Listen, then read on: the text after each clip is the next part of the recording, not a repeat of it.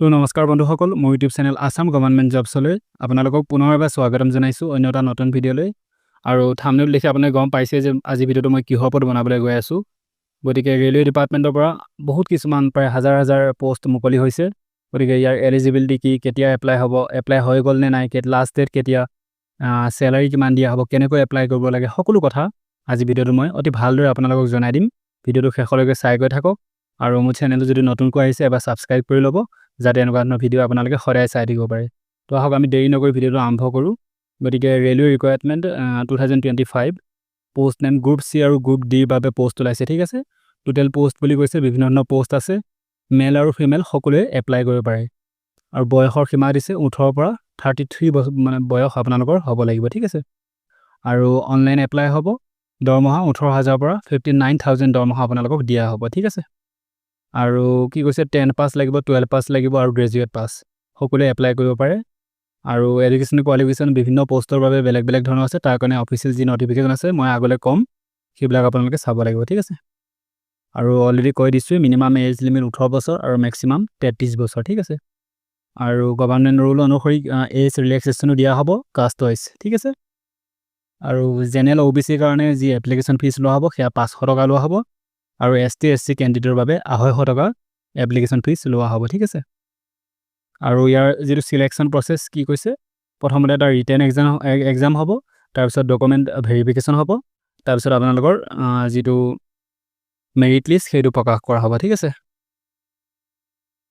তাৰপিছত কি কি ডকুমেণ্ট লাগিব বুলি কৈছে এপ্লাই কৰোঁতে, আপোনালোকৰ আধাৰ কাৰ্ড লাগিব, 10th মাৰ্কশ্বিট লাগিব, আপোনালোকৰ এটা মোবাইল নম্বৰ লাগিব, registered mobile number, passport size photo লাগিব, ইমেইল ID লাগিব, তাৰপিছত পাৰ্মানেণ্ট ৰেচিডেণ্ট PRC লাগিব, আপোনালোকৰ ছিগনেচাৰ লাগিব, ৰেচিডেঞ্চ চাৰ্টিফিকেট লাগিব, কাষ্ট চাৰ্টিফিকেট লাগিব, বিভিন্ন ধৰণৰ ডকুমেণ্টবিলাক দৰকাৰ হ'ব, ঠিক আছে। ষ্টাৰ্টিং ডেট অলৰেডি 22 মে 2025 পৰা এপ্লাই আৰম্ভ হৈ গৈছে।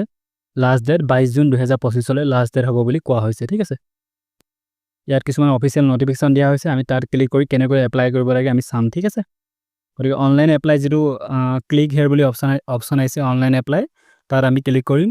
ইয়াৰ যিটো ডাইৰেক্ট লিংকটো মই ডেছক্ৰিপশ্যনত দি দিম, তাত ক্লিক কৰাৰ লগে লগে আপোনালোকে যিটো ৰেলৱে যিটো অফিচিয়েল ৱেবছাইট এপ্লাই কৰাৰ বাবে সেইটো এনেকুৱা এটা পেজত আপোনালোকে খোলা যাব, ঠিক আছে। rrcnr.org এইটো মই ডেছক্ৰিপশ্যনত লিংকটো দি দিম, তাত ক্লিক কৰাৰ লগে লগে এনেকুৱা এটা পেজ আপোনালোকে খোলা যাব, ঠিক আছে। তো ইয়াত বিভিন্ন ধৰণৰ অপশ্যন আছে।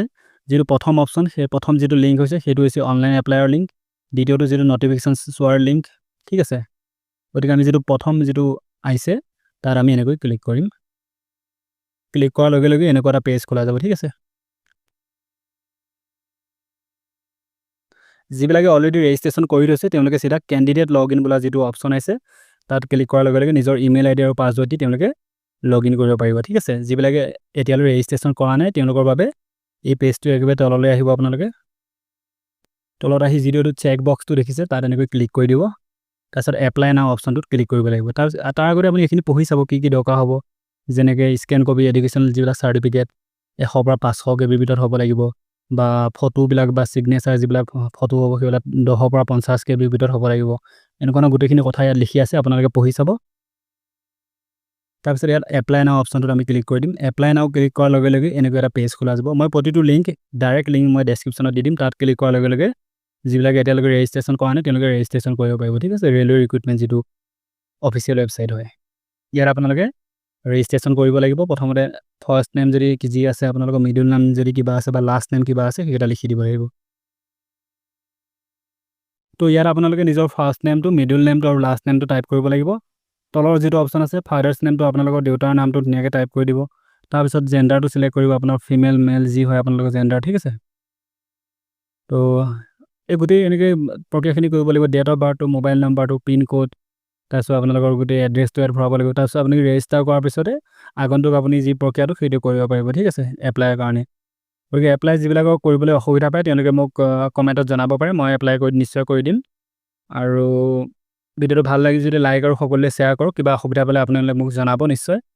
আৰু মোৰ চেনেলটো যদি নতুনকৈ আহিছে আকৌ এবাৰ কৈছোঁ এবাৰ ছাবস্ক্ৰাইব কৰি লওক, যাতে মই আৰু এনেকুৱা ধৰণৰ ভিডিঅ' বনাবলৈ অনুপ্ৰেৰণা পাওঁ। ধন্যবাদ। জয় হিন্দ, জয় অসম।